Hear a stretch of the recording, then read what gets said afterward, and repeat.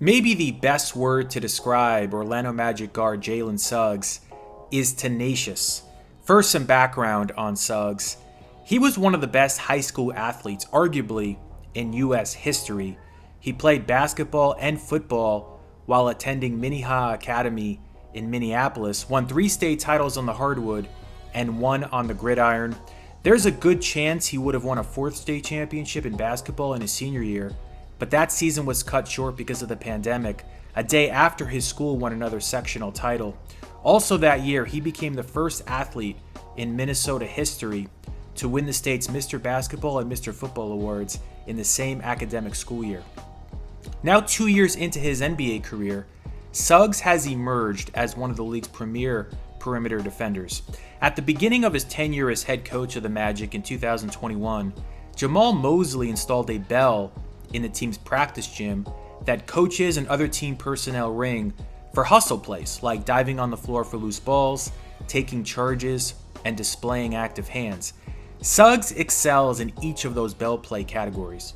Among players who averaged fewer than 25 minutes of action per contest in the 2022-23 season, only Alex Caruso and DeLon Wright averaged more deflections than Suggs. Suggs tallied 128 of them over 53 games. He also accumulated 30 loose balls recovered. Now, he played a total of 1,246 minutes, making him one of only 12 players this season to collect at least 30 loose balls in under 1,300 minutes. Here are a collection of highlights from throughout the season that show Suggs' all-out hustle and willingness to sacrifice his body to gain possession and keep plays alive.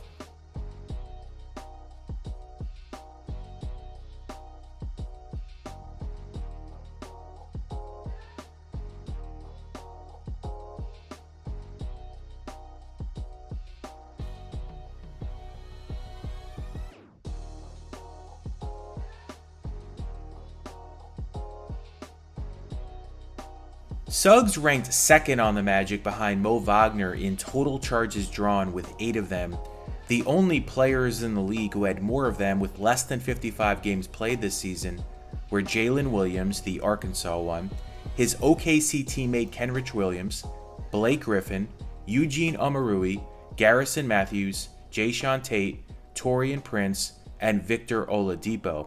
Impressive too, and you can see it in some of these clips, is that Suggs is willing to establish position with front court players storming down the lane. Suggs averaged 1.3 steals. The key stat with that is that among regular reserves, only DeLon Wright and Victor Oladipo averaged more. Alex Caruso averaged more, but he started more games than he came off the bench. Suggs is a hounding on-ball defender, with some of his best defensive moments coming when he's pressured ball handlers up the floor. On this play, it looks like he gets hit in the face, and that doesn't deter him from being a pest on Bruce Brown.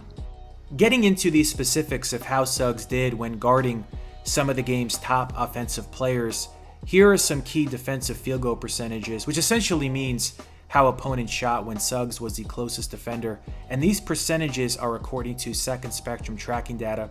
Brandon Ingram, who's a good 4 inches taller than Suggs, shot 0 of 4 from the field, with the Magic guard defending him. James Harden 0 of 3.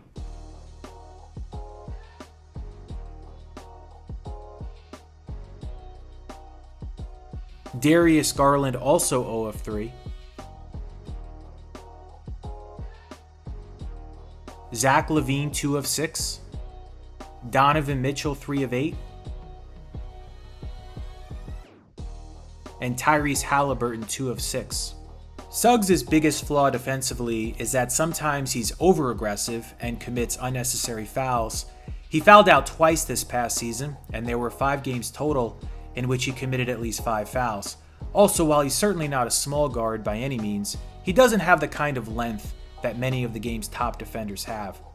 Offensively, Suggs is a work in progress. He hasn't shown to have a great shooting touch early in his career, but his three-point shooting did improve as the season went on. Before the All-Star break, he shot 30.7% from beyond the arc, and after, he shot 36% on 75 attempts.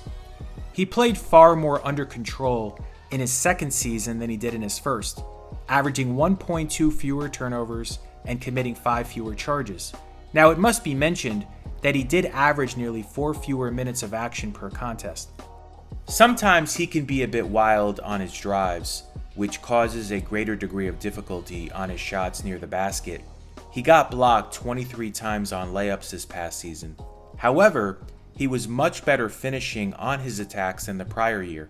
In 2021-22, he shot 38.4% on drives, and in 2022-23, he shot 50.5% on drives. That's an extremely encouraging sign.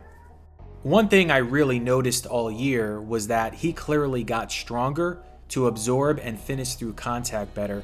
He made 15 N1s in 2022-23, 4 more than in his rookie campaign, with far fewer field goal attempts in general. Especially with him playing off the ball more, it's going to be critical for him to become a better three-point shooter off kickouts. He only made 28.9% of his kickout threes per second spectrum, which was among the lower marks among those who took at least 50 of those shots. He did make progress, however, with his in-between game.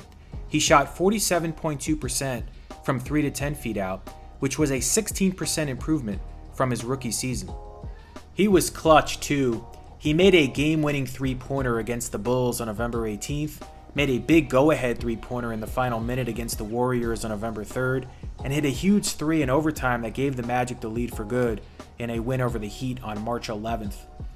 One of Suggs' better player comps, I would say, is Marcus Smart. They both play with that same defensive tenacity and share some of the same defensive instincts.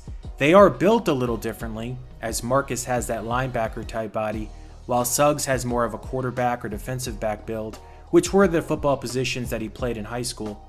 Another defensive ace that Suggs reminds me of is Gary Payton II, although if he reaches his ceiling, maybe even his father, Gary Payton aka the Glove. Again, the hustle, the intensity, and the attention to detail defensively are very similar. He also reminds me a little bit of George Hill. If you can recall when Hill was with the Pacers in the early 2010s, he was the perfect complement to Paul George and Lance Stevenson, who were Indiana's primary creators and orchestrators during that era.